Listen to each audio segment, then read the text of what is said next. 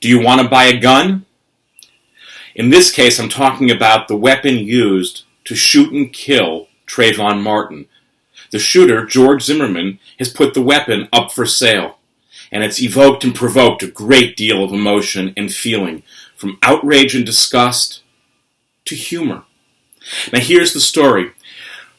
Zimmerman puts the weapon up for sale, and he has every right to do that. I want to be clear, as upset as I am about what might happen here, he has every right to do that. In fact, a quick search of history will show us that Marina Oswald tried to sell the rights to ownership of the gun used to murder President Kennedy. In the end, it was only a technicality that the courts ruled that her husband, Lee Harvey, had abandoned the weapon, which gave her no right to sell possession to it. And it ended up in court for a long time when oil man John King from Denver sued the federal government for those ownership rights, and again, only on a technicality, was denied access to it. So let's be clear, Zimmerman can do this, but this is one of those moments, boy, are we reminded, just because you can doesn't mean you should. I also appreciate that Trayvon Martin's family, with a great measure of dignity, has actually refused to comment on the actions of George Zimmerman at all. And maybe that's one way to go. When someone does something that's fundamentally offensive to us, but ultimately has no real power in the world, maybe it's best to ignore them. Another response could be to laugh at it. And that's exactly what's going on. In fact, the mockery campaign has been so profound that the site that was handling the gun auction took down the bids, and he's now looking for a new seller. When bids raced up to $65 million for the weapon, but under the name Racist McShootface, and it was very clear there were a whole bunch of upbids that were based from people who had no intention of buying it, but simply wanted to out how obscene this whole thing was. So maybe humor is the way to go.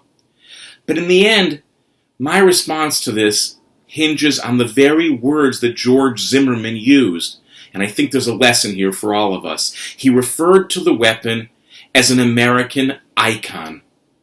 Well, Mr. Zimmerman, I want to take you at your word and then ask you, do you auction icons? If something truly has spiritual significance for you, if something truly has a kind of cultural sacrednness to you, do you think it should be sold to the highest bidder? Is that really what you want to do? And so while I understand that commerce has been a part of the sacred from the very first time a person purchased a goat and barbecued it for whatever god they believed in, the commercialization of our icons is rarely a good idea.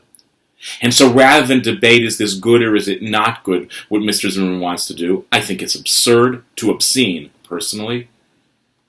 Whatever we think, I think this is one of those times to really reflect seriously on the propensity to relate something to iconic status, which maybe we do too fast in this culture, maybe not, that's another discussion. But let's assume it is an icon. Whether an icon of how cheap black lives have become in this country, as it is for some, or an icon about the right to gun ownership and the importance of packing weapons, as it is for Mr. Zimmerman, I actually don't care. What I care about is that if it is truly an icon, maybe it shouldn't be sold on a website. Maybe if Mr. Zimmerman is really serious about what he means, he should take it off the market. Not because he doesn't have the right to sell it, but because by selling it in this way, he actually proves this is nothing more than a high-end commercial transaction.